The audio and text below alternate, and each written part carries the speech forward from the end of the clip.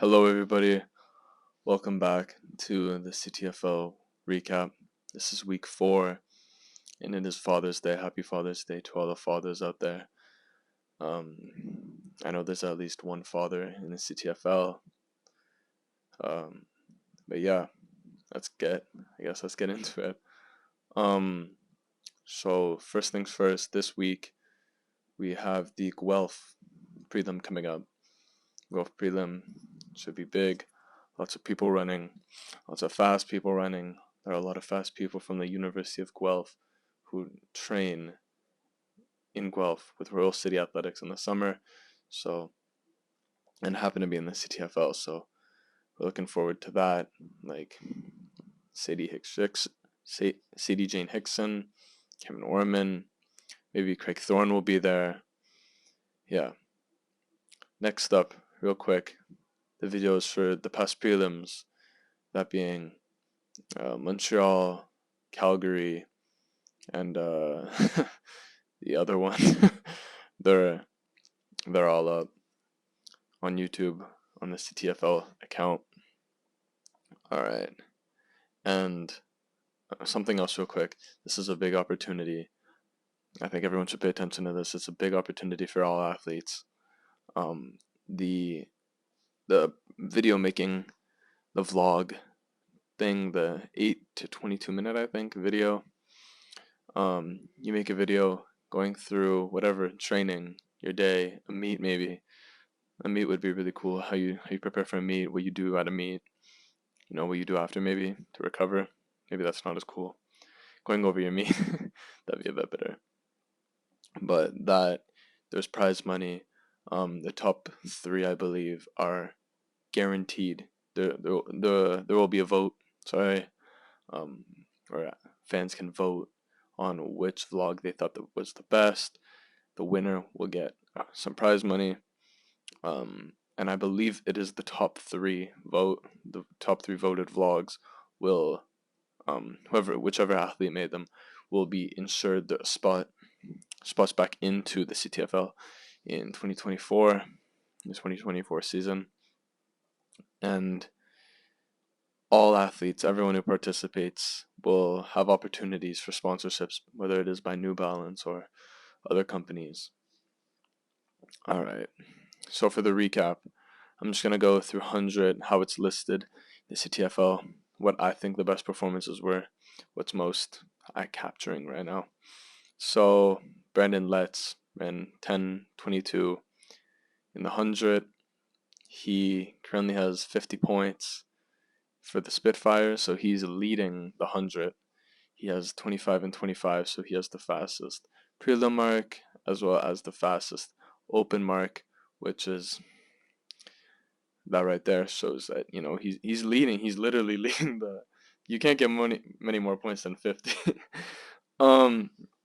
Next up in the women's 100, we have Jordan Savary and Kayla Vure. They're both Huskies, and they're going 1-2 in the women's 100. That's showing the Huskies' dominance in the women's 100. Adenike and Hannah Blair being a multi-athlete. They're both on the Arctics, and they are both leading.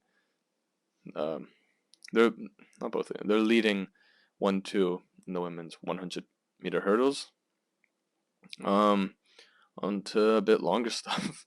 Roxroy Cato, Olympian from Jamaica. He ran 50.08 in the 400 hurdles, which is pretty crazy. Almost going sub 50 again, which would be crazy. This is, that was like second meet of the year, third meet. Lots left for him. He's leading, of course. Oh no, he's got the fastest time, but he's not leading. It is David Mulongo who leads the men's 4 hurdles right now in terms of points. Since Roxroy does not have a free mark, I believe. Alex Telford, dipping under 60 seconds, is the only athlete to dip under 60 seconds in the women's 400-meter hurdles. The men's 800 is very, very tight. There's a lot of people running. There's a lot of really fast times. Everyone's running like 151 to 152. not everyone, but a lot of people are. But by comparison, complete contrast, Sadie Jane Hickson has a huge lead in the 800. For women, I'm not sure by how much, but it's like a lot. It's like it's over 5 seconds, I think. However, not many women have competed in the 800. I'm not sure why.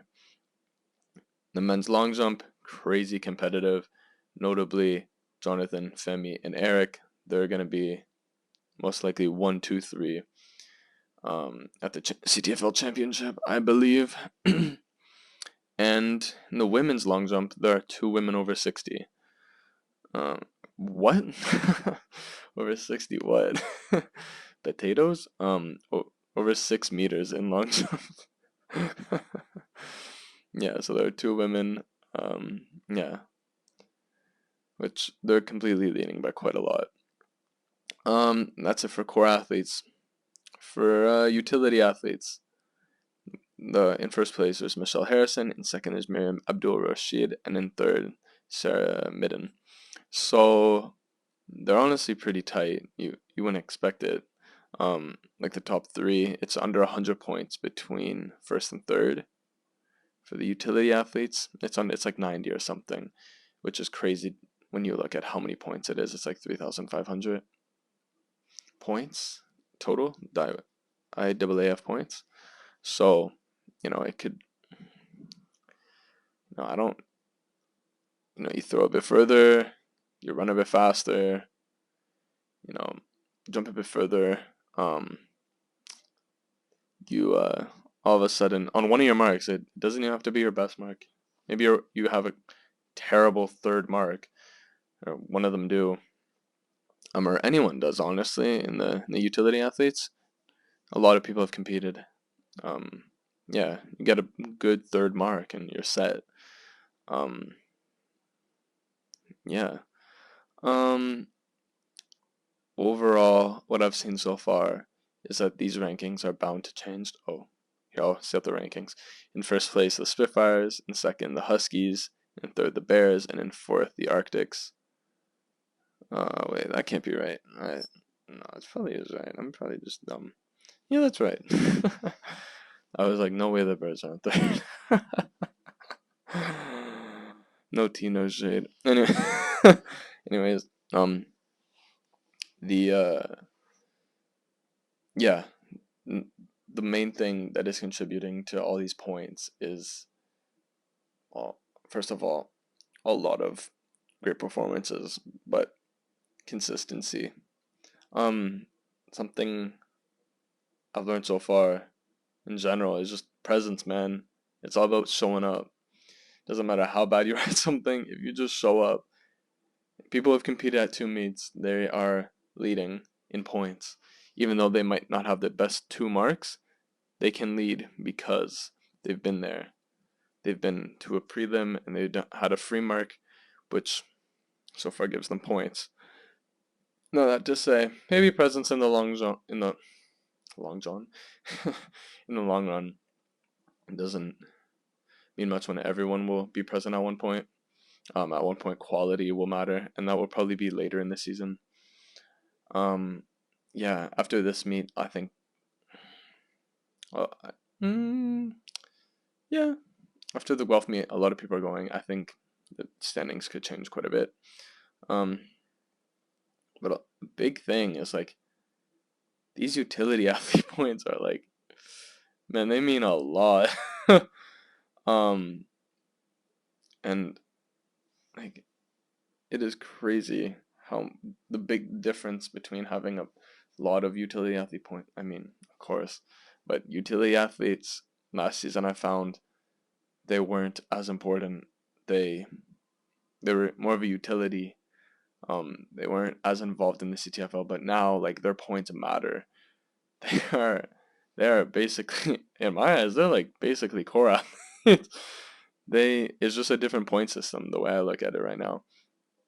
Um, yeah, and being just showing up because the men and the women on the Spitfires there, the men have 342 points. What? The men have 432 points, and then the women have 400 points. And that is just so many. And compared to the Bears, and the men have 474 points, but the women have like just under 300. So you can't just have the men carry, the women carry, or the utility athletes carry. Like the Spitfires, they're all kind of like around 400, but they're at least they're around 400, which gives them all those points. Um, there are a lot of MVPs. I'm not gonna read them all out, but a lot of them, I mentioned, like Brandon Letts, Jordan, Sadie, Alex. Yeah. So I'm ready to see the standing switch. Um, yeah. Ready to see the standing switch, and maybe see a comeback from the Bears, because last season they were great and this season they're not so great. Maybe because I'm on them. No. No. We just I, I think everybody's got to compete more. Once everybody starts competing, or everybody has competed twice, then the rankings will be clear. Because there are some events where like there's like maybe two, three, there's like four marks. Like not even all the points are being used. Anyways, that's it for the video. I guess I'll see everyone next week.